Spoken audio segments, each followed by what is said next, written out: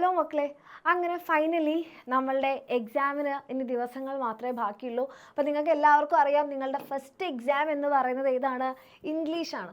അപ്പം ഇനിയെങ്കിലും നമ്മൾ എന്ത് ചെയ്യണം? ഇംഗ്ലീഷ് പഠിച്ചു തുടങ്ങണം. അപ്പോൾ ഇനി വരുന്ന ദിവസങ്ങൾ നമ്മൾ എങ്ങനെയാണ് ഇംഗ്ലീഷ് പഠിക്കാൻ പോകുന്നത്, എങ്ങനെയാണ് ഈ 2 ദിവസങ്ങൾ ഏറ്റവും അടിപൊളിയായിട്ട് നമ്മൾ യൂസ്ഫുൾ ആക്കാൻ പോകുന്നത്, അതാണ് മിസ് ഈ ഒരു വീഡിയോയിലൂടെ പറയുന്നത്. അപ്പം സൺഡേ ആണ്, അല്ല മൺഡേ ആണ് നിങ്ങളുടെ എക്സാം അല്ലേ, മാർച്ച് 3-ന്. അപ്പോൾ സാറ്റർഡേ മുതൽ നമ്മൾ സ്റ്റാർട്ട് ചെയ്യും. സാറ്റർഡേ നിങ്ങൾക്ക് എന്താണ്, ഓൾ ചാപ്റ്റേഴ്സ് ആൻഡ് പോയംസ് ആയിരിക്കും നമ്മൾ ചെയ്യാൻ വേണ്ടി പോകുന്നത്. നമ്മുടെ ഇംഗ്ലീഷിലെ കംപ്ലീറ്റ് ചാപ്റ്റേഴ്സും അതേപോലെ തന്നെ പോയംസും. ആൻഡ് സൺഡേ ആണെന്നുണ്ടെങ്കിൽ ഗ്രാമറും ഡിസ്കോഴ്സസ് ആയിരിക്കും പോകാൻ പോകുന്നത്. അങ്ങനെ ആ 2 ദിവസങ്ങൾ കൊണ്ട് നിങ്ങളുടെ ഇംഗ്ലീഷ് കംപ്ലീറ്റ് ആയിട്ട് നമ്മൾ കവർ ചെയ്യാൻ വേണ്ടി പോവുകയാണ്.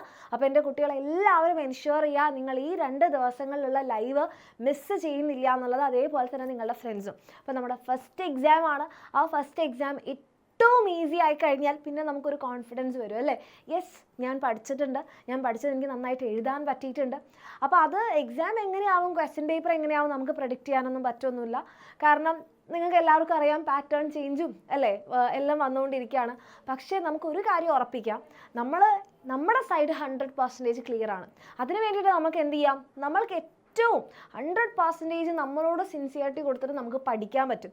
അതല്ലാതെ ലാസ്റ്റ് മിനിറ്റിൽ ഞാനൊന്നും പഠിച്ചിട്ടില്ല, അതുകൊണ്ട് എനിക്ക് എക്സാം ടഫായി, ക്വസ്റ്റ്യൻ പേപ്പറിനൊന്നും കുറ്റം പറഞ്ഞിട്ടൊന്നും ഒരു കാര്യമില്ല.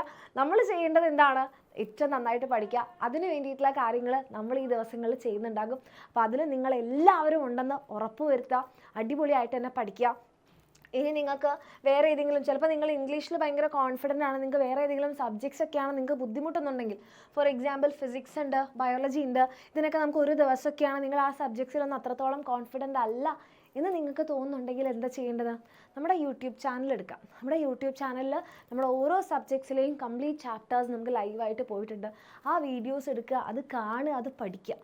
ഇനി ബാച്ചിലുള്ള മക്കൾക്കാണെങ്കിൽ നിങ്ങൾക്ക് ഷോർട്ട് നോട്ടുകളൊക്കെ ഉണ്ട്, അതൊക്കെ വെച്ചിട്ട് ഈ ദിവസങ്ങൾ മാക്സിമം യൂട്ടിലൈസ് ചെയ്യുക, ഏറ്റവും അടിപൊളിയായിട്ട് റിവൈസ് ചെയ്യുക. കാരണം ഞാൻ ഒത്തിരി യൂട്യൂബ് വീഡിയോസിൻ്റെ ഒക്കെ കമൻറ്റ്സ് നോക്കുമ്പോൾ അതിലെല്ലാവരും ഇങ്ങനെ ചോദിക്കുന്നുണ്ട്, വെക്കേഷൻ പോലെയാണ് സ്റ്റഡി ലീവ് ഉള്ളത്, നിങ്ങൾ പഠിച്ചോ, അവർ പഠിച്ചോ? മക്കളെ, ഇതൊന്നും നിങ്ങളെ ആരും ഹെൽപ്പ് ചെയ്യില്ല. ലാസ്റ്റ് മിനിറ്റിൽ നിങ്ങൾ പഠിച്ചാൽ അതിൻ്റെ ഗുണം നിങ്ങൾക്കാണ് ഉണ്ടാവുക. അപ്പോൾ എൻ്റെ കുട്ടികൾ എന്ത് ചെയ്യുക, നന്നായിട്ട് തന്നെ യൂസ് ചെയ്യുക, ഏറ്റവും ബെസ്റ്റായിട്ട്.